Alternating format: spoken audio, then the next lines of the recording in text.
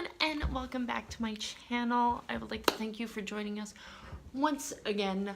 Side note, I live in a kind of valley-esque area, and so there might be some background noise because it is extremely windy today. I do apologize. Today I want to deconstruct the phrase "I'm fine" when it comes to mental health and what you can do when you hear loved ones say that. What does "I'm fine" really mean? Besides the BTS song, which I did not know about until I was doing research for this video, because I am not on the BTS train. I only know a handful of K-pop songs. The phrase has a hidden meaning. Rarely does it ever mean that you are truly fine. We've all seen it, "I'm fine," or angry wife with a husband, or I've said it myself. I'm fine. I really like the definition that I found online. I need someone, anyone, to help me get out of my head. It is so true in so many cases. Have you ever had someone say "I'm fine" to you, or have you seen someone say "I'm fine" from afar? How were they acting? What was their demeanor like? How long did they seem off? I myself have struggled to come to terms with that phrase. It is truly a cover-up phrase. The number of times that I have heard someone use the term "I'm fine" and not really mean it is countless. Like I said, I've used it myself. I'm on a mission, not only for myself, but for the mental health community around me, to break "I'm fine" and have it truly mean what it's supposed to mean. That you are fine and you are happy. How do you do that? How do you break "I'm fine"? First off, listen. Listen, listen, listen. Or at least offer to listen. Don't poke or prod. Just tell them that you think it's great that you're fine. But if you need someone to listen, I'm here for you. They may not want to talk today or tomorrow, but when and if they do decide that they want to talk, give them your full attention and don't judge.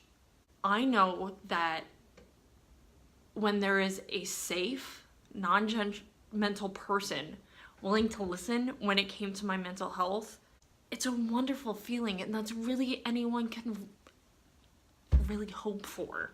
I'm going to make another video here soon in the future about how to handle that conversation, what to say, what not to say, body language, and everything like that, so keep a lookout for it in the future.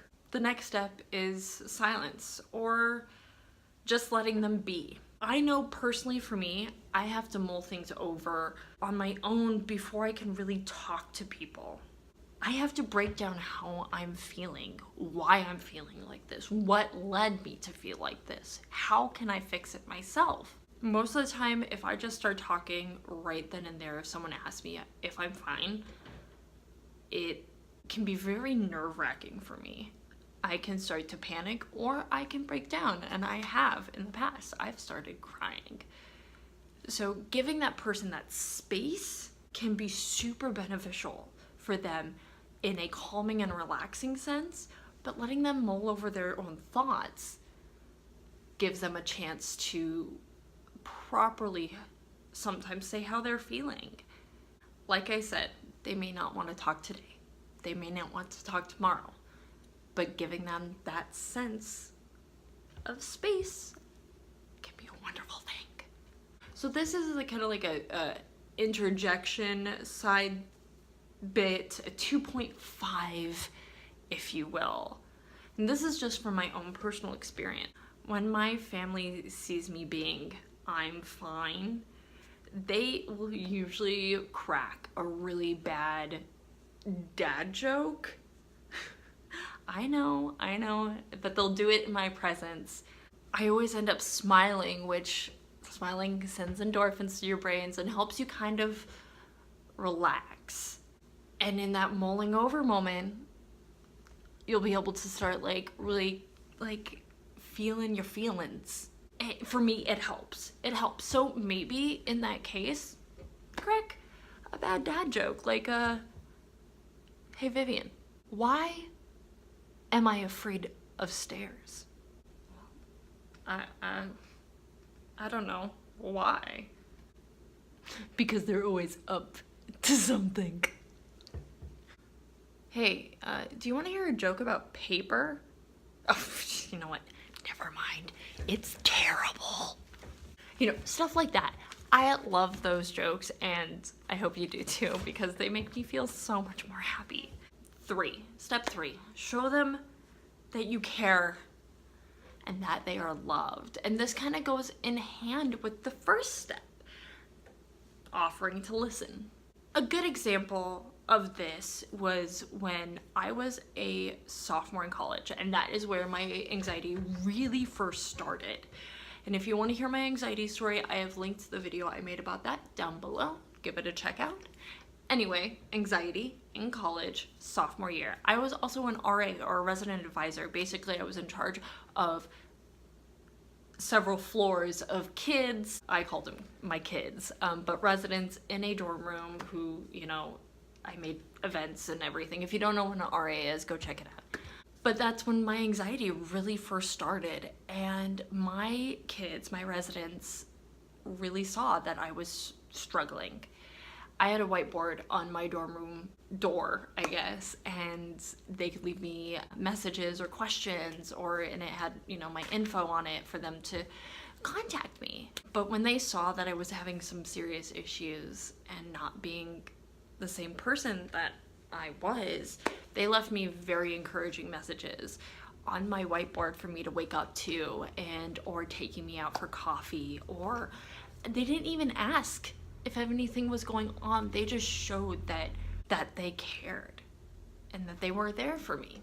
Those little notes meant the world to me, and they really helped me get through some dark times. So residents of C Dorm at Evergreen, I adore you, and I still adore you. It's the little things that really matter.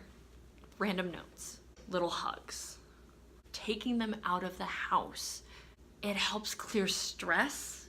It puts them in a new mind space to help them really get in touch with their emotions. Provide them with a safe space to heal. Remember, I've said this multiple times. They may not want to talk today, or tomorrow, or at all, and that's okay. Just knowing that someone is there for you when that time comes can be a huge relief.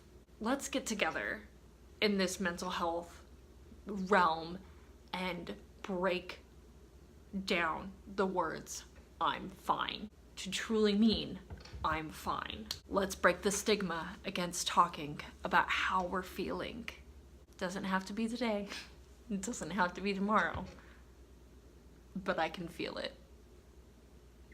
And I'm proud and happy to be on this journey with so many great people. So thank you guys so much for watching this video. Like I said, I'm going to be doing a couple more mental health videos in the future, so keep an eye out for that. I also want to know, what is your favorite way to de-stress when you're fine? Do you like to take baths? Do you like to read? Do you like to get out of the house? Do you need a moment to yourself before you start talking to people? I get it. I also am offering to listen. If you ever need someone who has a impartial ear, my Instagram is linked down below with my DMs. You can message me on here. You can leave a comment down below. I read everything, and I try to get back to everyone when possible. I would also like to point out that I am reselling these shirts, and it says, "Shall we talk about my mental health?" My Teespring is linked down below, and a good portion of the profits actually go to my local NAMI chapter. So again, guys, thank you so much for watching this video. I hope you guys have a wonderful and fantastic day, and until next time, sláinte.